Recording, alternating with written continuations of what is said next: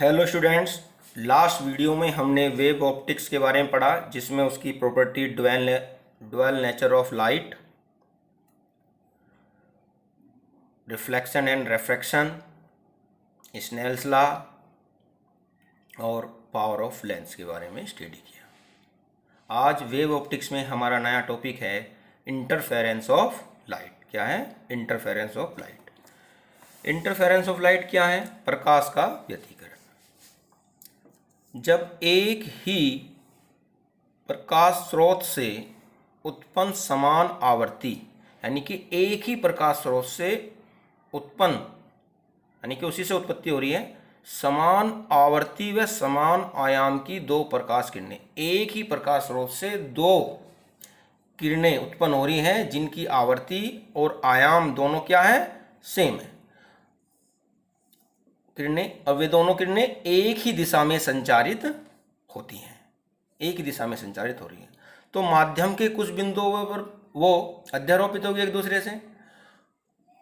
तो माध्यम के कुछ बिंदुओं पर प्रकाश की तीव्रता अध्यारोपित के थ्रू अधिकतम व कुछ बिंदुओं पर न्यूनतम या शून्य पाई जाती है। इस घटना को हम प्रकाश का व्यतिकरण या इंटरफेरेंस ऑफ लाइट कहते हैं। प्रकाश का व्यतिकरण या इंटरफेरेंस ऑफ लाइट, यानी कि एक ही प्रकाश स्रोत से उत्पन्न दो समान आवर्ती समान आयाम की दो प्रकाश किरणें एक ही दिशा में संचारित हो रही हैं, तो वो माध्यम में जहां अध्यारोपित होगी तो कुछ बिंदुओं अध्यारोपित के बाद कुछ बिंदुओं पर उनकी तीव्रता मैक्सिमम हो जाएगी और कुछ बिंदुओं पर न्यूनतम या जीरो हो जाएगी। जब ये घटना माध्यम में होगी तो वहां पर एक पैटर्न मिलेगा, कहीं पर मैक्सिमम इंटेंसिटी होगी, किसी पॉइंट पर मिनिमम। तो इस घटना को या इसी फिनोमेना को हम कहेंगे इंटरफेरेंस ऑफ लाइट। क्लियर? अब हेंस द फिनोमेना, इंग्लिश में इसकी डेफिनेशन क्या होगी? Hence the phenomena of redistribution of light energy. पहले तो एक सोर्स से दो वेव उत्पन्न माध्यम में चली, अब वे जब सुपर पोजिशन के थ्रू अध्यारोपित के थ्रू सुपर पोजिशन हुई, लाइट का सुपर पोजिशन हुआ दोनों का, वेव का, तो वहां पर एनर्जी का रीडिस्ट्रीब्यूशन हो गया। क्या हो गया? एनर्जी का रीडिस्ट्रीब्यूशन। तो ये redistribution of light energy in a medium on account of superposition of light waves from two coherent sources is called interference of light. Clear? तो redistribution of energy by superposition of two coherent source is called interference of light. एक word coherent sources आ गया है, इसको भी discuss करेंगे। अब इसमें एक वर्ड आया कि redistribution of energy of light. Redistribution का मतलब कि कहीं पर मैक्सिमम एनर्जी हो जाएगी, किसी पॉइंट पर मिनिमम एनर्जी रहेगी, यानी कि कहीं पर एम्पलीट्यूड मैक्सिमम हो जाएगा, कहीं पर एम्पलीट्यूड मिनिमम, कहीं पर या कहीं ये कहेंगे कि कहीं पर इंटेंसिटी मैक्सिमम हो जाएगी और कहीं पर इंटेंसिटी मिनिमम हो जाएगी। तो इसी में कब जहां मैक्सिमम हो जाएगी वहां कंस्ट्रक्टिव इंटरफेरेंस होगा, जहां पर मिनिमम या शून्य या जीरो होगी वहां पर डिस्ट्रक्टिव इंटरफेरेंस होगा। अब कंस्ट्रक्टिव इंटरफेरेंस कब होगा? जब मीडियम में दोनों waves, coherent waves same phase में अध्यारोपित होगी, तो वहां पर एम्पलीट्यूड, रिजल्टेंट एम्पलीट्यूड क्या हो जाएगा? बढ़ जाएगा। जब एम्पलीट्यूड बढ़ जाएगा तो इंटेंसिटी भी क्या होगी? बढ़ जाएगी, क्योंकि intensity directly proportional to square of amplitude होती है। क्लियर? डिस्ट्रक्टिव में क्या है कि जहां पर वेव माध्यम में डिफरेंट फेज या अपोजिट फेज में अध्यारोपित होगी, तो वहां पर जो रिजल्टेंट वेव होगी, जो उसकी एम्पलीट्यूड होगा वो मिनिमम होगा या जीरो होगा। तो वहां पर इंटेंसिटी क्या हो जाएगी? मिनिमम हो जाएगी या जीरो हो जाएंगी, क्योंकि intensity directly proportional to the square of amplitude, आयाम कहते हैं जिसे हिंदी में। तो आयाम जितना कम होगा इंटेंसिटी कम हो जाएगी। इसमें एम्पलीट्यूड कम हो रहा है, इसमें एम्पलीट्यूड बढ़ रहा है। अब इसमें एक बात आई थी कोहेरेंट सोर्स। अब क्या है कि कंडीशन फॉर इंटरफेरेंस, यानी इंटरफेरेंस कब होगा, उसके लिए क्या चीज जरूरत है, क्या कंडीशन है, क्या रखना पड़ेगा? इंटरफेरेंस के लिए light sources should be coherent. जो हमारी लाइट सोर्स होंगी या दो वेव जो होंगी वो आपस में कोहेरेंट होनी चाहिए। अब कोहेरेंट की क्या कंडीशन है, किस लाइट को कोहेरेंट कहेंगे, कोहेरेंट सोर्सेज क्या है। देखो इसमें if two light sources continuously emitted light, यानी कि दो लाइट सोर्सेज है और वो लगातार लाइट को क्या कर रहे हैं, इमिट कर रहे हैं। किस में कर रहे हैं, same phase, same wavelength, same frequency में वो इमिट कर रहे हैं। तो such type of sources of light is called coherent sources. इसमें भी लिखा है if two light sources continuously emitted light of same wavelength, same frequency and maintain constant phase difference between them, such sources of light are called coherent sources। ठीक है, जब दोनों light coherent होगी आपस में तो हमें वहां पर इंटरफेरेंस का पैटर्न मिलेगा। अभी इसी इंटरफेरेंस के पैटर्न को समझाने के लिए, इंटरफेरेंस समझाने के लिए यंग्स का डबल स्लिट एक्सपेरिमेंट है। इसमें क्या है, एक सिंगल सोर्स होगा, लाइट का सोर्स होगा, वो दो स्लिट के सामने रख दिया जाएगा। ठीक है, अब ये दो स्लिट है, डबल स्लिट है, एक S1 एक S2। अब ये लाइट सोर्स इस S1 से भी जाएगा और इस S2 से भी जाएगा। अब यही सिंगल सोर्स के क्या बन जाएंगे, दो लाइट सोर्स। और इनमें क्या कंडीशन होगी, इनका वेवलेंथ सेम होगा, एम्पलीट्यूड सेम होगा, फेज डिफरेंस सेम होगा, फ्रीक्वेंसी सेम होगी। तो इसका मतलब ये क्या हुआ, S1 और S2 जो सोर्सेज हैं लाइट के, ये दोनों अब आपस में क्या है, कोहेरेंट है। और इंटरफेरेंस के लिए लाइट सोर्सेज का कोहेरेंट होना जरूरी है। अब क्या होगा, अब ये देखो एक डार्क पल्स जा रही है, वेव जा रही है डार्क, और ये डॉटेड। ये डार्क इसका अपर पार्ट है और ये डॉटेड इसका लोअर पार्ट है। ऐसी S2 का है, ये डार्क अपर पार्ट है, ये तो S1 से निकलेगी वेव्स और S2 से निकलेगी। जब ये माध्यम में अध्यारोपित होगी या सुपरपोजिशन के थ्रू मिलेंगी, तो जहाँ पर डॉटेड लाइन इंटरसेक्ट करेगी या डार्क लाइन इंटरसेक्ट करेगी, तो वहाँ पर तो हमें ब्राइट या कंस्ट्रक्टिव इंटरफेरेंस मिलेगा। जैसे यहाँ पर देखिए डॉटेड है, डार्क है, डॉटेड है, डार्क, तो यहाँ पर क्या मिल रही है, bright, B for bright fringe. अब जहाँ पर डॉटेड डार्क है, वहाँ पर हमें डार्क या डिस्ट्रक्टिव फ्रिंज। अब सेंटर पे देखिए डार्क डॉटेड डार्क डार्क मिले, तो सेंटर पे हमेशा ब्राइट फ्रिंज बनती है। अब देखिए ऐसे चल रहा है ब्राइट डार्क, कंस्ट्रक्टिव डिस्ट्रक्टिव।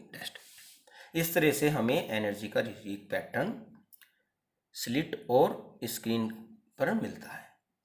इसी को हम इंटरफेरेंस पैटर्न कहते हैं और ये हमारा डबल स्लिट एक्सपेरिमेंट है, क्योंकि इसमें दो स्लिट है, क्योंकि दो स्लिट किसका काम कर रही हैं, दो सोर्स का। क्लियर। तो S is a small hole on a opaque surface at small distance from S। Another opaque plane has two very small slits S1 and S2. Clear?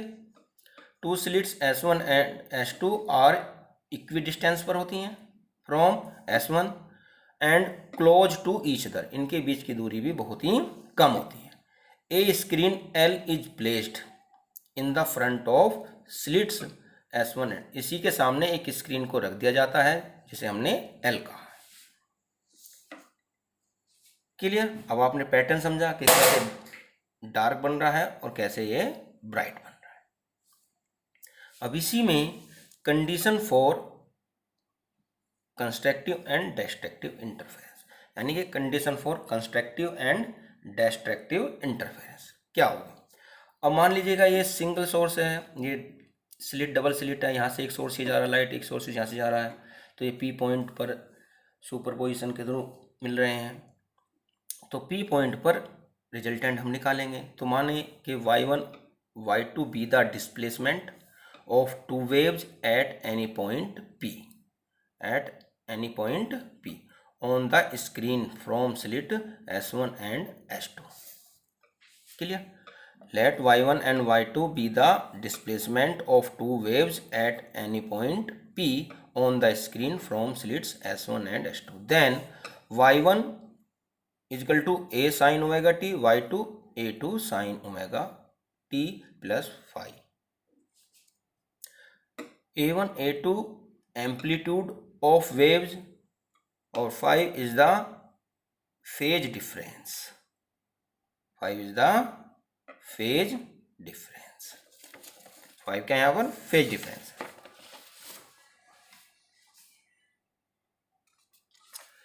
अब according to principle of superposition अब हम resultant निकाल लेंगे, तो दोनों को जोड़ देंगे। जोड़ने के बाद ये इक्वेशन बनेगी, इसको ट्रिग्नोमेट्रिकली सोल्व कर लेंगे। अब सोल्व करने के बाद ये आ गया। अब इनके स्थान पर हम a plus a two cos phi, a cos theta, a two sine phi, a sine theta रख देंगे। अब यहाँ पर इनके स्थान पर ए कोस थीटा और ए साइन थीटा पुट कर देंगे। पुट कर दिया। अब ये हमारी एक इक्वेशन बन गई। क्लियर। ये हमारी एक अब इक्वेशन बन गई है। अब इसी में theta phase difference at point P of resultant displacement, phase difference को हिंदी में कहेंगे कलांतर। आपने समझ लिया ट्रिग्नोमेट्रिकली सॉल्यूशन है, इसे ट्रिग्नोमेट्रिकल फंक्शन से हमने सोल्व किया है ना। इसको यहाँ पुट करा है तो ये साइन a प्लस बी का फार्मूला बन जाता है, जिसे हमने a प्लस बी, ए की जगह ओमेगा टी और b की जगह थीटा रख दिया है। अब ये थीटा ये रिजल्टेंट डिस्प्लेसमेंट है, फेज डिफरेंस है, रिजल्टेंट फेज डिफरेंस। अब हम इसमें रिजल्टेंट एम्पलीट्यूड निकालेंगे। रिजल्टेंट एम्पलीट्यूड क्या है, a है। अब हम क्या करेंगे, इस इक्वेशन 2 और इक्वेशन 3 का स्क्वायर करेंगे और ऐड कर देंगे। जब हम स्क्वायर करेंगे तो यहाँ पर cos square theta sine square theta, a square common हो जाएगा, और sine square theta plus cos square theta का वैल्यू 1, तो a आ जाएगा इधर, तो a। अब इसको जब हम सोल्व करेंगे तो a square plus a two square cos square theta plus 2a1 a2 cos phi, तो इसे सोल्व करेंगे ऐसे, इसे a2 square sine square phi. अब इन्हें ऐड कर देंगे तो a1 वाले टर्म्स a2 वाले टर्म्स साथ आ जाएंगे, है ना, और ये यहाँ पर आ जाएंगे। अब ये a स्क्वायर के बराबर आया था, अब हम इसका अंडर रूट ले देंगे तो ये आ जाएगा। क्लियर। तो ये एम्पलीट्यूड निकल आया हमारा फाई की a1 a2 के फॉर्म में। अब we know that intensity directly proportional to the amplitude का स्क्वायर होती है, तीव्रता आयाम के स्क्वायर के डायरेक्टली प्रोपोर्शनल होती है। तो इंटेंसिटी आ जाएगी a, तो ये स्क्वायर ए स्क्वायर हो जाएगा, तो ये अंडर रूट हट जाएगा, a1 square plus a2 square 2a1 a2 cos phi. अब हम इसी में कंस्ट्रक्टिव इंटरफेरेंस निकालेंगे, क्योंकि दो ही कंडीशन है, कंस्ट्रक्टिव इंटरफेरेंस और डिस्ट्रक्टिव। तो कब कंस्ट्रक्टिव इंटरफेरेंस होगा, कंस्ट्रक्टिव इंटरफेरेंस तब होगा जब इंटेंसिटी मैक्सिमम होगी। इंटेंसिटी मैक्सिमम कब हो सकती है, जब कोस फाई का मान क्या हो, मैक्सिमम हो। और मैक्सिमम मान कितना होता है, +1। तो कोस फाई बराबर +1, तो फाई बराबर एंगल जो होगा 0 होगा, क्योंकि कोस 0 का मान 2 पाई 4 पाई, तो फाई बराबर 2n pi, where n is equal to 0 1 2 3 put करेंगे। ऐसी let x be the path difference between two waves, यानी कि दो वेव्स है उसके बीच में पार्ट डिफरेंस क्या है, पार्ट डिफरेंस। पार्ट डिफरेंस कैसे, ये पार्ट डिफरेंस S1P और S2P, तो पार्ट डिफरेंस कितना जाएगा, S2P और माइनस S1P। तो यहाँ पर S2P minus S1P is equal to x।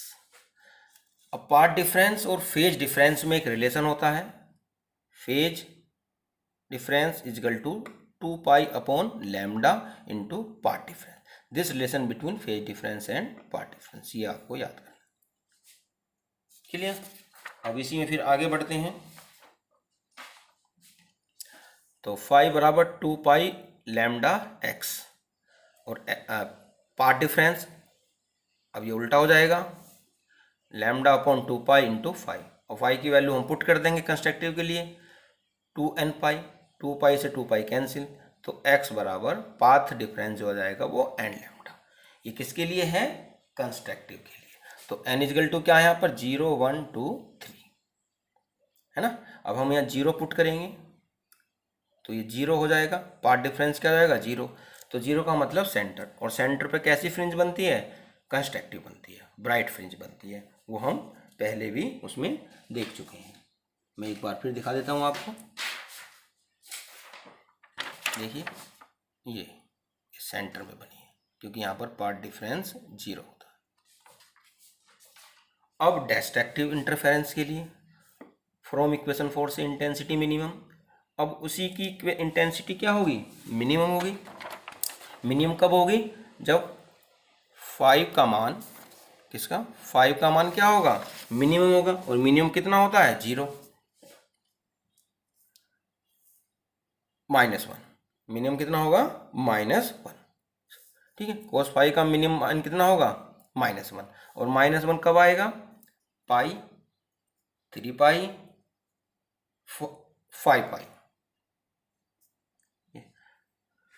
तो अब हम यहाँ पर पुट कर देंगे 1 2 3, तो ये 2n-1, तो 1 का वैल्यू पुट करेंगे तो 2 - 1 आएगा तो पाई, फिर 2 करेंगे तो 3 पाई 4 पाई। ऐसी पार्ट डिफरेंस में रिलेशन है। Path difference is equal to lambda upon 2 pi phase difference. अब पार्ट डिफरेंस का उल्टा कर लेंगे तो लैम्डा अपॉन 2 पाई 2n-1 पाई। अब ये इसके पाई से पाई कैंसिल हो जाएगा तो 2n-1 lambda upon 2, where n is equal to 1 and, ठीक है। तो ये हमने पार्ट डिफरेंस निकाल लिया किसके लिए? डिस्ट्रक्टिव के लिए। 2n-1 ब्रैकेट लैम्डा अपॉन 2, जहाँ पर n 1 2 3 है। तो इसका ये क्यों निकाला? इससे क्या कंफर्म हुआ कि कंस्ट्रक्टिव के लिए पाथ डिफरेंस n लैम्डा होगा और फेज डिफरेंस 2 पाई n होगा या 2n पाई होगा। डिस्ट्रक्टिव के लिए फेज डिफरेंस 2n-1 ब्रैकेट पाई होगा या path difference 2n-1 lambda by 2 होगा। अगर यहाँ पर जहाँ पर ये फेज डिफरेंस ये हो और पाथ डिफरेंस ये हो तो वहाँ पर डिस्ट्रक्टिव फ्रिंज बनेगी, और जहाँ पर फेज डिफरेंस ये हो और पाथ डिफरेंस ये हो तो वहाँ पर कंस्ट्रक्टिव इमेज या कंस्ट्रक्टिव इंटरफेरेंस होगा, और यहाँ पर डिस्ट्रक्टिव इंटरफेरेंस होगा, और ये कंडीशन फॉलो करता है। ठीक है। इस कंडीशन के लिए डिस्ट्रक्टिव और इसके लिए कंस्ट्रक्टिव। क्लियर? अब हमने क्या निकाल लिया है? हमने इंटरफेरेंस के बारे में पढ़ लिया क्या है, फिर हमने समझ भी लिया कि पैटर्न कैसे होता है, कहाँ पर डार्क और कहाँ पर ब्राइट बनती है। फिर हमने कंडीशन निकाल ली कि डिस्ट्रक्टिव के लिए क्या क्या कंडीशन है, कंस्ट्रक्टिव के लिए क्या कंडीशन है, उसके लिए पार्ट डिफरेंस क्या होना चाहिए, उसके लिए फेज डिफरेंस कितना होना चाहिए। अब हम फ्रिंज बनती है उसमें, तो फ्रिंज की पोजीशन और उनकी चौड़ाई क्या होगी, अब उसके बारे में बात करेंगे। तो position of fringe and width of fringe, यानी कि फ्रिंज की स्थिति और फ्रिंज की चौड़ाई क्या होगी, अब हम इसमें लेंगे। अब ये हम पढ़ते आ रहे हैं पीछे से ही, तो S1 S2 सोर्स है, P पॉइंट पर अध्यारोपित हो रहे हैं, तो ये S1 और S2 स्लिट है, इसके बीच की दूरी है स्मॉल d। क्लियर? ये समझना। तो यहाँ पर हो जाएगी d/2, ये भी हो जाएगी d/2, P पॉइंट पे मिलने हैं। तो सेंटर से P पॉइंट पे जो मिलने उसकी दूरी है y। स्क्रीन से स्लिट से स्क्रीन के बीच की दूरी है कैपिटल D।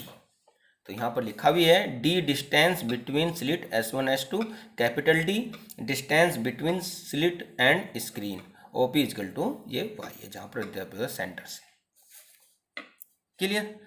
तो अब इसके थ्रू हमें तो पता है कि दो कंडीशन निकाल ले, फेज निकाल ले और पाथ डिफरेंस निकाल ले और फेज डिफरेंस निकाल ले, उन्हीं से चल जाएगा कि वो कहाँ पर मिलेंगे, यानी कि कहाँ पर उसकी पोजीशन होगी और उसकी विड्थ या चौड़ाई होगी, वही हम अब निकालेंगे। अब क्या करेंगे हम, पाथ डिफरेंस निकालेंगे। क्या निकालेंगे, पाथ डिफरेंस। तो path difference between two waves. तो पाथ डिफरेंस मान लीजिएगा, मान लिया हमने कि x is equal to S2P minus S1। ये हमने पहले भी किया है कि S2P माइनस S1। क्लियर। अब इसमें थोड़ा माइंड को रखते हुए चलना है।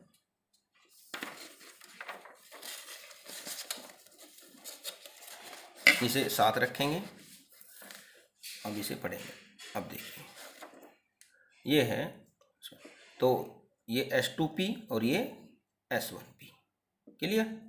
ये S2P और ये S1P, path difference S2P minus S1P लिख दिया। अब यहाँ पर एक ये ट्राइंगल बन रहा है, एक ट्राइंगल ये बन रहा है S2PA या S2AP, S2AP।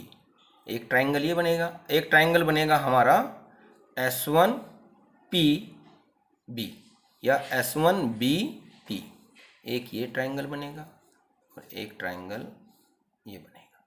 इन दोनों ट्राइंगल में राइट, ये दोनों ट्राइंगल जो होंगे ये राइट एंगल होंगे। तो राइट एंगल होंगे तो उसमें पाइथागोरस थ्योरम हम लगाएंगे। तो पहले हम राइट ट्राइंगल इसमें लगाएंगे S2P वाले में। तो S2P square is equal to S2A square plus AP square, S2A square plus AP square. ठीक है। तो ये S2A तो D है, इस तरह से रख के रहने देंगे। ये जो है AP, तो AP यहाँ से यहाँ तक है, तो ये डिस्टेंस और ये डिस्टेंस निकालेंगे, है ना। तो AO प्लस OP, AO इसका हाफ है तो इसे D/2 लिख देंगे, और ये OP हमारा Y है तो इसे Y लिख देंगे। तो S2P square D square plus D/2 plus Y का होल स्क्वायर। अब राइट ट्राइंगल हम इसमें लगाएंगे। तो S1P स्क्वायर बराबर S1B स्क्वायर प्लस BP। अब यहाँ से यहाँ तक तो Y है, पर यहाँ हमें लेना है BP। तो Y में से D/2 घटा देंगे। Y में से क्या करेंगे, D/2। तो Y माइनस D/2, तो Y माइनस D/2 घटा दिया। क्या घटा दिया यहाँ पर, y माइनस D/2। तो S1P square is equal to D square plus y minus D/2, क्योंकि ये वाली डिस्टेंस जो है हमें इसमें से पूरे में से y में से क्या करनी है, माइनस करनी है। तो ये हो गया। क्लियर। अब हम S2P दो वर्गों का अंतर जो फार्मूला होता है ये वाला, या इसमें लिखें A square minus B square बराबर A प्लस B और A माइनस B। अब सेम वही कंडीशन लगाएंगे, क्योंकि हमारी कंडीशन क्या है यहाँ पर, S2P माइनस S1P। तो अब हम क्या करेंगे, S2P square minus S1P square कर देंगे। तो करेंगे तो दो वर्गों में टूट जाएगा, S2P माइनस S1P ब्रैकेट फिर S2P प्लस S1P। क्लियर। ये हमें निकालना है, क्योंकि यही क्या है, हमारा पार्ट डिफरेंस है। अब इन्हें रख के सोल्व करेंगे, घटाएंगे तो D से D कैंसिल हो जाएगा, D से D क्या हो जाएगा, कैंसिल। और इस D से D स्क्वायर से ये वाला D कैंसिल हो जाएगा। Clear.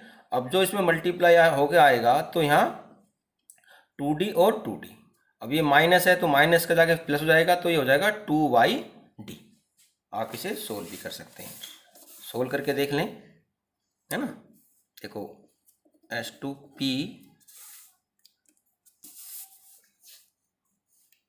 S2P minus S1P square, S2P square बराबर S1 minus S1P square.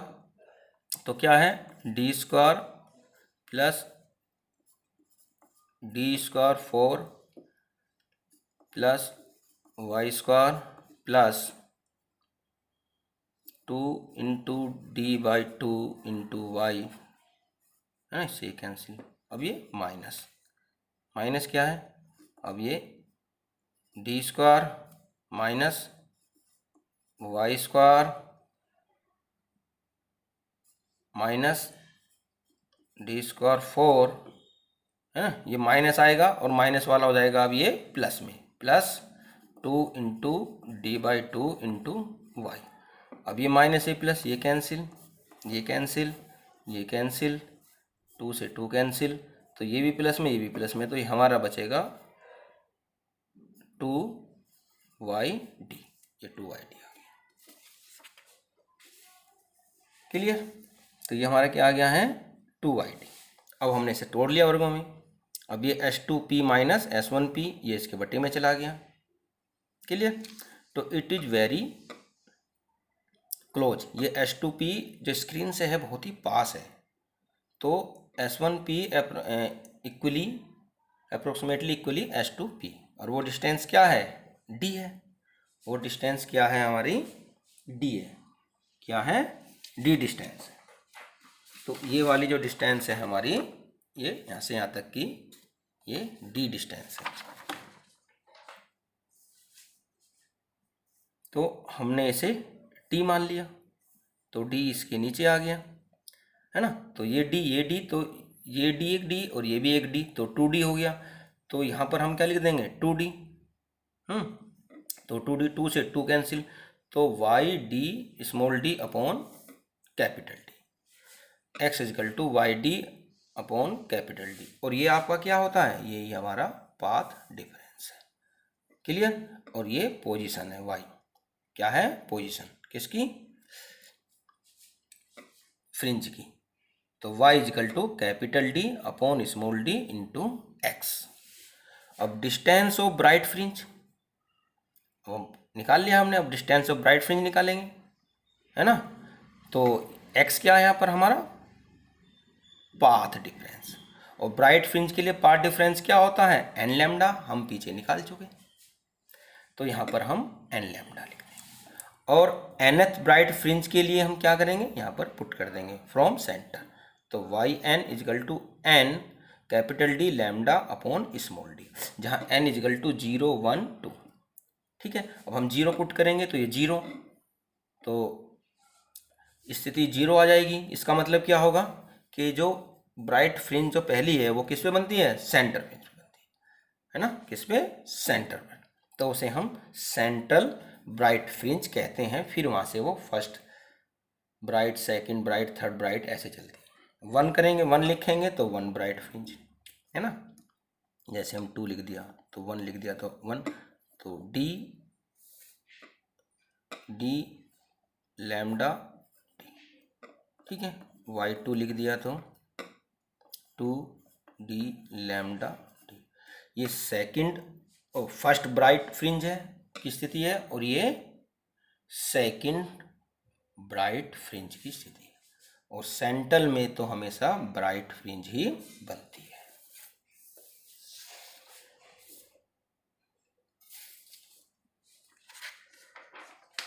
Clear?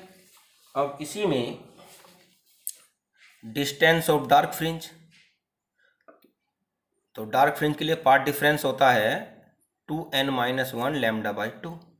तो यहाँ x की जगह पुट कर देंगे, क्या करेंगे x में, तो capital D upon small d into 2n-1 lambda by 2। तो ये हमारा nth के लिए आ गया। किसके लिए आ गया, nth के लिए। अब सेम इसी में भी निकाल सकते हैं। अगर हम यहाँ 0 पुट करेंगे, है ना, क्या पुट करेंगे 1। अगर 0 करेंगे तो ये माइनस में जाएगा, तो यहाँ पर क्या करेंगे 1 पुट करेंगे, 1 से होगा। तो n, तो यहाँ आ जाएगा y1 y-1 is equal to d lambda upon 2d।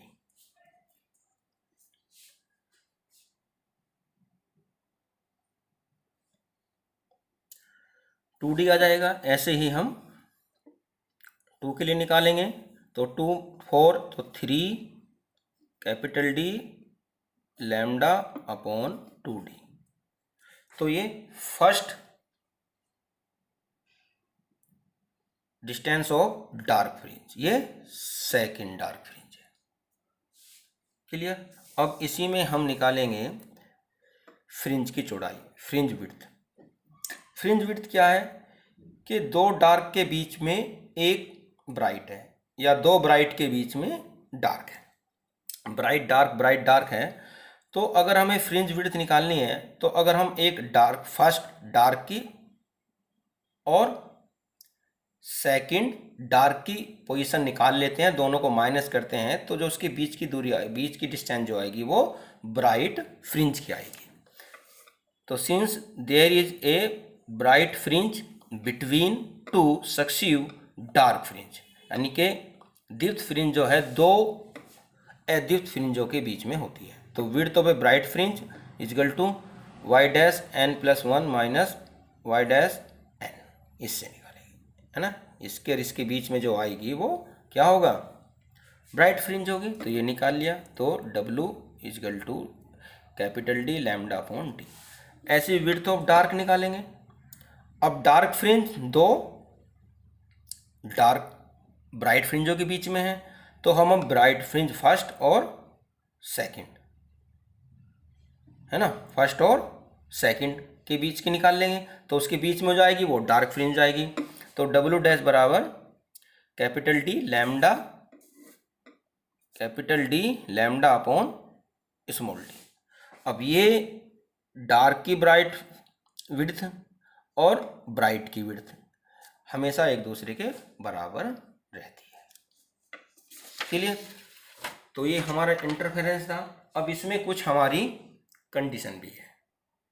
अब इंटरफेरेंस की कुछ कंडीशन नोट है, ध्यान रखने वाले हैं कि जो वाई एन बराबर आया 2n minus capital D lambda upon 2d, या उसमें n d lambda upon D आया है ब्राइट के लिए, डार्क के लिए है, तो कहाँ पर उसकी पोजीशन क्लियर होगी। तो D जितना ज़्यादा होगा तो फ्रिंज उतनी ही स्पष्ट होगी, और स्मॉल d जितना स्मॉल होगा ब्राइट फ्रिंज उतनी ही अधिक दिखेगी।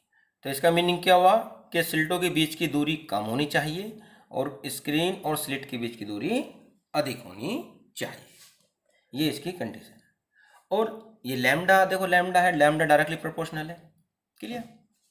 अगर स्पेक्ट्रम में जाए, वेवजोर में जाए, तो वोयलेट की जो वेवलेंथ है वो 4000 एंगस्ट्रॉम होती है। तो वोयलेट के लिए ये कम होगा क्योंकि उसकी वेवलेंथ कम है, और रेड के लिए ज़्यादा होगा क्योंकि उसकी वेवलेंथ ज़्यादा है। क्लियर। तो यंग के प्रयोग में पानी का भी, अगर हम उसमें पानी मिले तो पानी के भीतर डुबोने पर प्रकाश की तरंगदैर्घ्य घट जाती है। ये याद रखने वाली बात है ना। पानी के भीतर जो वेवलेंथ, जो लाइट की जो वेवलेंथ है वो क्या हो जाती है, घट जाती है। अब घट जाएगी तो फ्रिंज की चौड़ाई भी पानी के अंदर घट जाएगी। यानी कि एक क्वेश्चन ये आए कि अगर हम इस इंटरफेरेंस के एक्सपेरिमेंट को पानी के अंदर रख दें तो क्या प्रभाव पड़ेगा, क्या इफेक्ट है। तो जब हम उस लाइट जो है जब पानी के अंदर एंटर होगी तो वहाँ पर उसकी वेवलेंथ क्या हो जाएगी, कम हो जाएगी। जब वेवलेंथ कम हो जाएगी तो वेवलेंथ पोजीशन के डायरेक्टली प्रोपोर्शनल है, तो उसकी जो तरंगदैर्घ्य घटने के कारण फ्रिंज की चौड़ाई भी क्या हो जाएगी, घट जाएगी। क्या हो जाएगी, घट जाएगी। और इसमें एक और ध्यान रखने वाली बात है कि जो इंटरफेरेंस है वो कंजर्वेशन लॉ ऑफ एनर्जी को फॉलो करता है। यह भी ऊर्जा संरक्षण के सिद्धांत को मानता है, यानी कि उसी पर आधारित है। अब क्या है, एक कंडीशन और इसमें यह हो सकती है कि यदि एक स्लिट के सामने कोई पट्टी रख दें, यानी कि एक स्लिट के सामने कोई हम पट्टी रख दें, कहाँ पर पट्टी रख दें, यहाँ पर कोई पट्टी रख दें या यहाँ पर कोई पट्टी रख दें, तो तब इंटरफेरेंस पे क्या प्रभाव पड़ेगा। तो इंटरफेरेंस जो पैटर्न है, जो पट्टी की जो मोटाई है से की ओर विस्थापित या डिस्प्लेस्ड हो जाएगा। क्लियर। तो ये कंडीशनें आपको याद करनी पड़ेगी। क्वेश्चन में या एग्जाम में पूछ सकता है, एग्जाम देगा तो उसमें कि पानी के अंदर रखने पे क्या होगा, उसके स्लिट के पट्टी रखने की क्या होगा, क्या यह ऊर्जा एनर्जी पे कंजर्वेशन लॉ ऑफ एनर्जी को फॉलो करता है या नहीं, तो करता है। तो ये कंडीशन होगी। क्लियर। तो ये आज हमारा इंटरफेरेंस का टॉपिक था, काफ़ी हमने अच्छे से पढ़ा और आप इसे पढ़िए, ठीक है। कोई प्रॉब्लम यानी कोई भी क्वेश्चन, कोई भी क्वेरी हो तो आप मेरे से व्हाट्सएप पे या पर्सनल नंबर पे पूछ सकते हैं। Thank you so much.